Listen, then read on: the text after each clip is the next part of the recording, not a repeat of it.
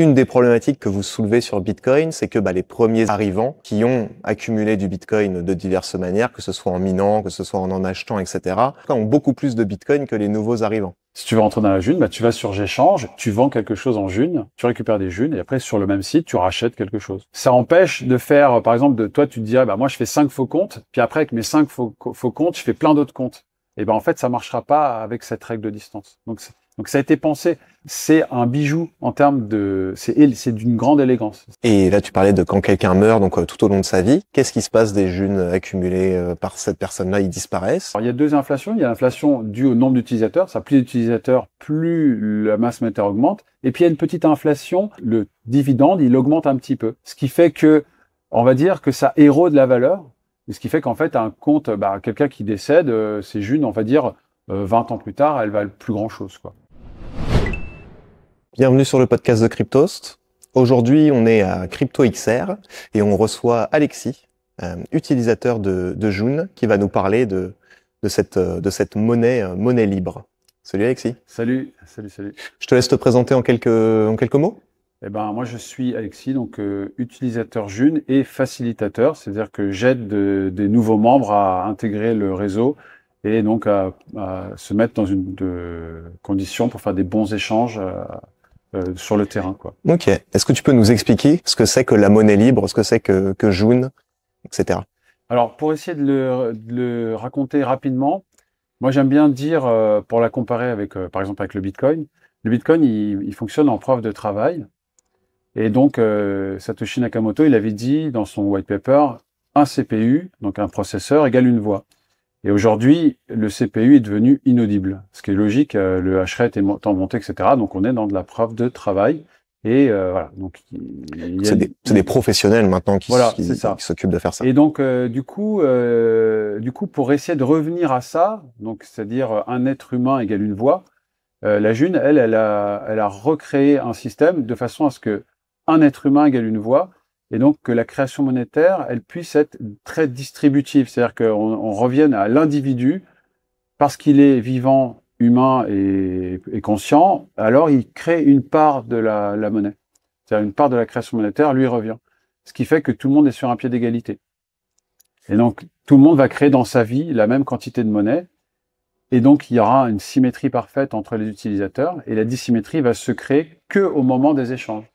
Ok, parce que de ce que j'ai compris, une des problématiques que vous soulevez sur Bitcoin, c'est que les premiers arrivants, qui ont accumulé du Bitcoin de diverses manières, que ce soit en minant, que ce soit en achetant, etc., ont un pouvoir, enfin pas forcément un pouvoir, mais en tout cas ont beaucoup plus de Bitcoin que les nouveaux arrivants. Et oui, ça, est-ce que c'est quelque chose que vous essayez d'un peu d'améliorer avec ce système un peu de revenu universel? Si tu peux revenir un petit peu là-dessus également. En fait, l'idée, donc c'est ça. Donc dans la June, chaque utilisateur il touche tous les jours un dividende universel qui est de 11 Junes à peu près en ce moment. Et donc du coup, on va dire le Bitcoin, lui, il a comment dire. C'est pas le Bitcoin, il va devenir, en fait, tel qu'il est designé avec son système déflationniste, il va devenir une réserve de valeur. Mais en termes de moyens d'échange, avec des principes du style la mauvaise monnaie chasse la bonne. Alors après, moi je dis pas mauvaise monnaie, bonne monnaie, je dis monnaie rigide et monnaie souple. Et donc du coup, le Bitcoin, lui, il est devenu monnaie rigide, c'est-à-dire il est déflationniste, la supply, elle diminue, etc., et c'est rigide, mais c'est utile. C'est utile parce que ça fait un étalon, ça fait un repère. On peut pas, voilà, les autres monnaies souples comme nous on est une monnaie souple, c'est-à-dire que nous, plus on a d'utilisateurs, plus il y a de monnaie qui circule. Et c'est un peu comme un corps humain, il y a des os et des muscles. C'est-à-dire que les muscles sont souples et les os sont durs. Et en fait, l'un sans l'autre, ça fonctionne pas. Et en fait, c'est un peu comme si le Bitcoin c'était un squelette indispensable, mais derrière, pour avoir du mouvement, il faut des tendons et des muscles. Et donc la June, elle, ça va être une monnaie souple. La masse monétaire, elle va suivre le nombre d'utilisateurs et elle va enfler légèrement de façon à ce que tout le monde ait de la monnaie tout le temps. C'est-à-dire que c'est comme du sang, c'est comme s'il y a un corps, pour qu'il y ait toujours du sang qui puisse irriguer chaque cellule. Voilà. Ok. Toi, tu es rentré donc dans June en 2019, c'est ça, tu me disais? Ouais, 2019. Imaginons, moi, je veux rentrer maintenant. Donc j'imagine que toi, tu as accumulé plein de June, tu en gagnes 11, on va dire, par jour. Oui. C'est ça? Oui.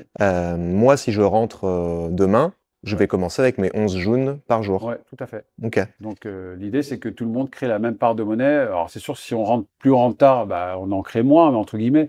Mais un être humain, on va dire, standard, qui rentrerait à un âge, tout le monde rentrerait au même âge et à la mort, ça fait à peu près le même temps de création monétaire. On aurait tous la même Oui, quantité. et puis ce que tu disais, c'est que si après je fais des services ou je vends mes services, je vends des produits, des gens peuvent me payer en June et c'est comme ça que je gagne davantage de June là-dessus. Mais la création monétaire de la June, c'est un goutte à goutte. C'est pas des quantités de monnaie, voilà.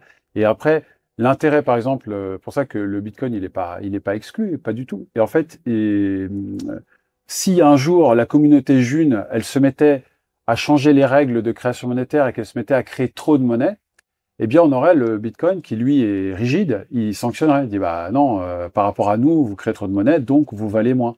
Et donc, du coup, il y aurait comme un os qui empêche de faire un mouvement contraire contre nature. Voilà, donc c'est pour ça que là, dans toute l'offre crypto-monnaie, eh ben, bon, la plupart elles font de la réserve de valeur, mais c'est pas inutile. Ça sert la réserve de valeur, ça sert à faire de la réserve de valeur, quoi. Mais pour les échanges au quotidien, il faut une monnaie souple. C'est-à-dire que il faut pas une monnaie que les gens n'aient pas envie de dépenser. Voilà, n'aient pas envie de dépenser, parce que moi, des fois, j'entends des remarques. Enfin, j'avais entendu une fois quelqu'un qui défend beaucoup le Bitcoin, mais qui est adorable. Mais il a dit, oh, j'ai acheté une bouteille de champagne. Aujourd'hui, alors en fait, 2 ans plus tard, elle m'a coûté 5 000 € cette bouteille. Bon, voilà. Alors, si on fait ces raisonnements-là, on fait pas d'échange, quoi. Et actuellement, il est possible d'acheter, par exemple, du June contre du Bitcoin. Enfin, si on trouve quelqu'un qui est prêt à nous vendre du June contre du Bitcoin, c'est possible? La June, à l'heure actuelle, elle n'a pas de cotation, même s'il y a des échanges qui ont lieu. Il y a des échanges, il y a quelques échanges qui ont lieu. Il y a des Junes qui, par-ci par-là, certainement s'échangent contre des euros, mais on n'a absolument aucune idée du prix de la June actuellement. Puis peut-être contre d'autres cryptos, c'est tout à fait possible. Ok. Alors tu me disais que tu avais acheté des kiwis contre de la June. Comment est-ce que tu évalues combien de June tu donnes en échange de combien de kiwis? Eh ben, c'est ça qui est drôle, c'est que du coup, comme la June, elle est créée en temps de vie, donc moi, une journée de vie, je crée 11 Junes, eh ben, ça donne quand même un repère. C'est-à-dire que, en gros, si j'achète mes kiwis, combien de journées de vie, combien de jours je respire, et avec ces jours que je respire, je peux acheter des kiwis. Alors après, il y a des gens qui me diront, oui, mais tu travailles pas. Mais si, parce que si j'achète des kiwis, des topinambours, etc., au bout d'un moment, j'ai plus de June. Et donc, je suis bien obligé de, moi, participer, faire des efforts, regagner des Junes et racheter encore d'autres biens et services. Donc, du coup, le goutte à goutte ne permet pas de vivre sans rien faire, ce qui est logique. Ok. Et là, tu parlais de quand quelqu'un meurt, donc tout au long de sa vie, qu'est-ce qui se passe des Junes accumulés par cette personne-là? Ils disparaissent? Eh bien, comme il y a une inflation, il y a 2 inflations. Il y a l'inflation due au nombre d'utilisateurs. Ça, plus d'utilisateurs, plus la masse monétaire augmente. Et puis, il y a une petite inflation tous les équinoxes. Le dividende, il augmente un petit peu. Ce qui fait que, on va dire que ça érode la valeur. Ce qui fait qu'en fait, un compte, quelqu'un qui décède, c'est June, on va dire, 20 ans plus tard, elle valent plus grand-chose, quoi. Ouais, ok, d'accord. Oui, donc c'est un peu comme ce qu'on appelle le principe de monnaie fondante, un petit peu, c'est qu'on incite les gens à dépenser leur argent plutôt qu'à épargner, en fait. Oui, c'est ça. C'est pas fait. La June, elle est faite pour circuler. C'est-à-dire que si elle circule pas, s'il n'y a pas d'échange, il n'y a pas d'enrichissement. Parce qu'en fait, l'enrichissement, c'est pas en accumulant un bien. Le vrai enrichissement, c'est en faisant beaucoup d'échanges. C'est-à-dire c'est ce qu'on appelle prospérer. C'est-à-dire, je fais beaucoup d'échanges avec mes voisins. Si je fais beaucoup d'échanges, ben, je manque de rien. Si je peux échanger, je peux avoir vraiment tout ce dont j'ai besoin. Et moi, je fournis, ma spécialité ou mes talents, je les fournis aux gens qui en ont besoin. Et en fait, c'est comme ça qu'on est riche, en fait. Ok. Et moi, je me dis, je suis un petit malin, je me dis, je touche 11 Junes par jour, je vais faire plein de faux comptes, entre guillemets, de faux mois pour récupérer un maximum de Junes. Ouais. Comment est-ce que vous luttez, on va dire, contre cet abus-là? Et ben là, on a la toile de confiance, donc qui est designée pour résister aux attaques civiles. Et donc, il y a déjà pour créer une identité sur la June, il faut se faire reconnaître par d'autres membres. Et donc, du coup, les gens, ils donnent pas leur confiance comme ça. Donc, en fait, ils attendent de te connaître avant de te donner leur certification. Et effectivement, on se dirait, tiens, on pourrait peut-être faire des faux comptes. Alors, ça sera peut-être possible. Mais c'est un paramètre qu'on peut changer aussi. 5 certifications, on peut monter à 20, peut-être, si jamais il y avait des gens qui s'amusaient à faire des faux Mais du coup, comptes. c'est hyper compliqué quand même pour des nouveaux de rentrer dans ce système-là. Parce que tu me disais que vous étiez présent dans plusieurs pays. Comment une personne arrive à... Quel est le point d'entrée dans un pays d'une personne? Une personne qui émigre dans un Pour autre les pays? pays étrangers, c'est pas facile. Alors pour les pays limitrophes comme l'Espagne, c'est facile parce que du coup, il va y avoir des Espagnols qui vont venir en France, ils vont connaître des Français, du coup, ils vont se faire certifier, du coup, la toile de confiance, elle peut grandir en Espagne. Mais c'est vrai que dès qu'on doit faire un saut de plusieurs milliers de kilomètres, c'est plus délicat pour arriver à démarrer, on va dire, des gens certifiés dans un autre pays. Parce qu'effectivement, il faut que les gens se connaissent. Donc du coup, c'est pour ça que ça essaime un peu plus sur le terrain proche. Et puis ça déborde les frontières, et puis comme ça. Mais dans un pays lointain, c'est pas évident de faire démarrer la June. Oui, ça prendra peut-être des années, voire des décennies pour Non, essaimer peut-être pas, le mais monde entier. en fait, il faut que la communauté dans l'autre pays elle soit vraiment motivée. Il faut qu'il y ait des gens qui fassent vraiment des ponts avec la France, avec des Français, et vraiment des connaissances, voilà. Mais non, ça peut aller vite. Mais ce qu'il y a, c'est qu'il faut juste bien s'organiser. Peut-être dans l'autre pays, donc je sais pas, ils viennent à 10, on les certifie, ici on les connaît, ils repartent. Après nous on y va, on se recertifie, etc. Ok. Voilà, c'est possible. Parce que la June, l'origine de la June, c'est en France. Oui. Où ça exactement? Bah, le berceau, il est majoritairement à Toulouse. Et donc, je crois que c'est une cinquantaine de membres au début qui fondent le truc. Ils sont tous, donc, ils s'auto-certifient et puis ensuite, ils vont commencer à faire les certifications. Et ensuite aussi, pour lutter contre l'attaque Sibyl, on a un système aussi qui est dans l'algorithme, qui s'appelle la règle de distance. C'est-à-dire que moi, j'ai 5 certificateurs qui eux-mêmes ont 5 certificateurs, au moins, hein. Et ça fait un arbre comme ça.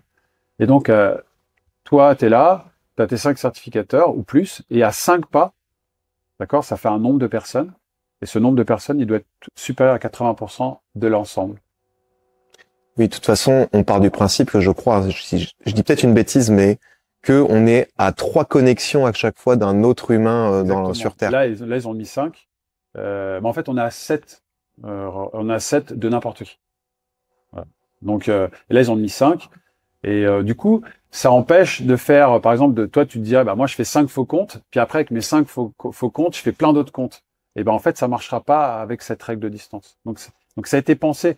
C'est pour ça que la June, c'est un bijou en termes c'est d'une grande élégance.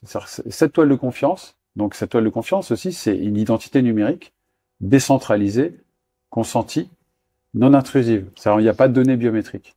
Et donc, du coup, comme toute identité, le must de l'identité, c'est l'autre qui te reconnaît. C'est comme ça qu'on a une identité, parce que l'autre nous reconnaît. C'est-à-dire, les autres nous reconnaissent. Et donc, du coup, la toile de confiance de la June, elle a cette force d'identifier les gens. Mais pas d'une façon ni intrusive, puis c'est consenti. On peut très bien être dans la June sans faire d'identité. En fait, on crée pas de monnaie, mais on fait des échanges. Et comme je te disais, le goutte à goutte, c'est un goutte à goutte. C'est-à-dire que si tu commences à vendre des biens et des services, tu vas gagner beaucoup plus de June que celui qui attend son goutte à goutte. Ouais. Et là, tu parlais d'algorithme. J'aimerais qu'on rentre un petit peu dans la technique. Donc, Ouais. la June utilise la blockchain, c'est Oui, ça? oui. Donc, comment est-ce que ça fonctionne un peu plus du côté technique, là, cette fois-ci? Alors là, on est à cheval parce que du coup, on est entre la V1 et la V2. Donc là, on est encore dans la V1.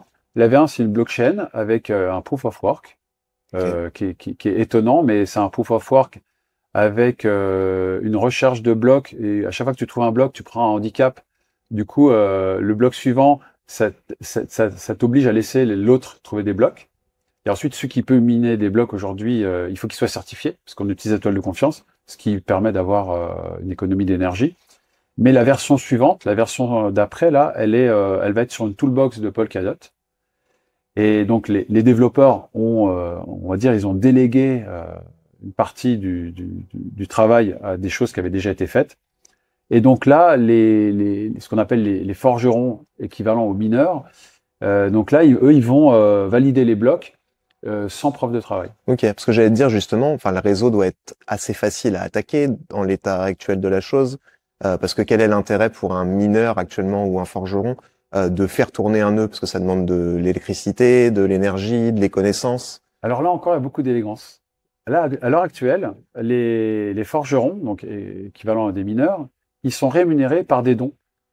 C'est-à-dire qu'il y a une caisse qui responsabilise tous les utilisateurs jeunes, qui doivent faire attention que cette caisse, elle est alimentée, parce que cette caisse, elle alimente les forgerons, donc les nœuds.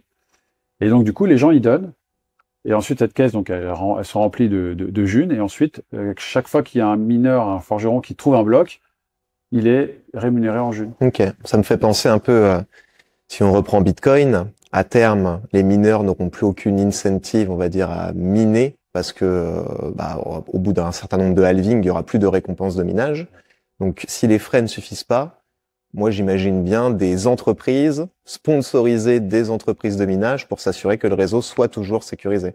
Ouais, là, ouais. c'est un peu le même principe, sauf que c'est plus du côté des utilisateurs. Pour Ouais. le coup. Et là, l'avantage, c'est que ça responsabilise l'utilisateur. C'est-à-dire que l'utilisateur, il peut pas être que consommateur. C'est pour ça que dans la June, il y a ce côté responsabilité. C'est-à-dire liberté, mais responsabilité. C'est-à-dire que les gens sont tout doucement responsabilisés. Donc, parce que par exemple, l'euro, l'euro, on est totalement déresponsabilisé. Donc, Ouais. Et là, tu me parlais de Polkadot, ça veut dire du coup, là, vous déléguez un peu la sécurité au réseau Polkadot pour le coup. alors, oui et non, parce ils ont limité quand même au maximum. En fait, on utilise une toolbox, donc on garde une blockchain à nous, on va dire. C'est juste qu'on va être tributaire de leur mise à jour. Enfin, moi, c'est ce que j'ai. Après, comme je suis pas dev, j'ai participé un petit peu, je me suis calé, mais c'est ce que j'ai compris. C'est entre guillemets moins bien d'un point de vue décentralisation, etc. Puisqu'on a une petite dépendance, mais c'est un compromis qui est fait en fonction des moyens qui ont été donnés aux développeurs. Et en même temps, on est quand même amené à avoir une blockchain plus performante. C'est-à-dire que là, on va avoir un bloc toutes les 6 secondes. Ça va être beaucoup plus fluide. On peut aussi accueillir beaucoup plus d'utilisateurs parce qu'avant, il y avait certainement une limite qui fait que la blockchain elle était surchargée, donc on pouvait pas dépasser. Alors que là, on peut aller, je pense, à plusieurs millions. Alors qu'avant, je pense qu'on pouvait peut-être pas dépasser 100 000, quoi. Ouais, mais après, bon, dans tous les cas, vous avez déjà atteint la limite de nombre de transactions par seconde, c'est ça dont tu parles ou, non, parce que les transactions, il y en a, mais il y en a pas, pour l'instant, comme on est 9000 membres, à peu près 15-20 000 utilisateurs, il n'y a pas des transactions, c'est pas. Mais par contre, un bloc toutes les 6 secondes, c'est quand même plus sympa parce que ça fera que la transaction, elle sera validée dans les 6 secondes. Alors que là, aujourd'hui, c'est plutôt c'est un peu comme Bitcoin, c'est au moins 10 minutes. Enfin, c'est dans les 10 minutes quoi, que ça se valide. Et il y a combien de forgerons, par curiosité, combien de mineurs sur le réseau? Alors, en général, une trentaine, là, actuellement. Donc, c'est pas un gros réseau, parce que sur les 9000 membres, 30 qui ont alors, c'est un Raspberry Pi qui suffit. Qui calcule, là, aujourd'hui, dans la V1, il calcule, il y a un petit proof of work. Ok, oui, pour éviter du spam ou ce genre de choses. Ouais. Ok, et la taille de la blockchain, t'as une idée un peu? Parce que si ça tient sur un petit Raspberry Pi, c'est que... Je ne sais pas. Okay. Je ne sais pas. C'est vrai que je ne sais pas combien elle pèse. C'est certainement plusieurs gigas, mais je sais pas. Elle doit pas être énorme parce que il n'y a pas des tonnes de transactions dessus. Ok. Et pour quelqu'un qui voudrait se lancer dans June, qu'est-ce que tu conseilles de faire? Des sites peut-être à consulter, des ressources? Il y a monelib.fr. Donc il y a monelib.fr qu'il faut aller voir, monnaie-lib.fr. Il y a géchange.fr. Donc géchange, c'est la lettre G, le mot change.fr. C'est un équivalent du Leboncoin, mais en June. Donc là, si tu veux rentrer dans la June, tu vas sur Géchange, tu vends quelque chose en June, tu récupères des Junes, et après, sur le même site, tu rachètes quelque chose. Ok. Ça, c'est le meilleur moyen. Et puis après, il y a les marchés June. Donc les marchés June, ils sont organisés à l'initiative des utilisateurs. C'est pour ça que je dis responsabilité. Les utilisateurs lancent un marché chez eux, en général. Nous, on le fait chez nous.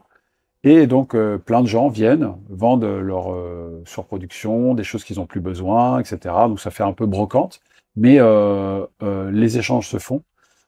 Et à partir de là, on se voit en vrai. On peut aussi en profiter pour se certifier, donc pour renforcer la toile de confiance et continuer de tisser, quoi. Ok. Ça me fait penser un petit peu aussi aux monnaies locales. C'est un peu dans cet esprit-là qu'a été créé June. Alors, ouais. Alors, c'est très différent. parce que la monnaie locale, nous on a la Cagnole dans Lyon, et la monnaie locale, elle est adossée à l'euro. Donc elle a toujours une dépendance au système financier classique. Alors que nous, on est adossé à nous-mêmes. C'est-à-dire que nous, on a la responsabilité déjà de participer, de créer des marchés, de vendre des objets. Et c'est ça qui va donner la valeur à la June. Et en plus, donc du coup, on sent que la valeur de la monnaie, elle est liée au réseau, en fait, au réseau d'échange qu'il y a derrière. S'il n'y a pas de réseau d'échange derrière, la monnaie, elle vaut rien. Mais s'il y a un réseau, hop, la monnaie, elle a de la valeur. Ok. Merci beaucoup. C'était très intéressant. Merci à toi. Et puis, on mettra tous les liens en description si vous voulez en savoir plus sur June. Eh ben, merci. Merci.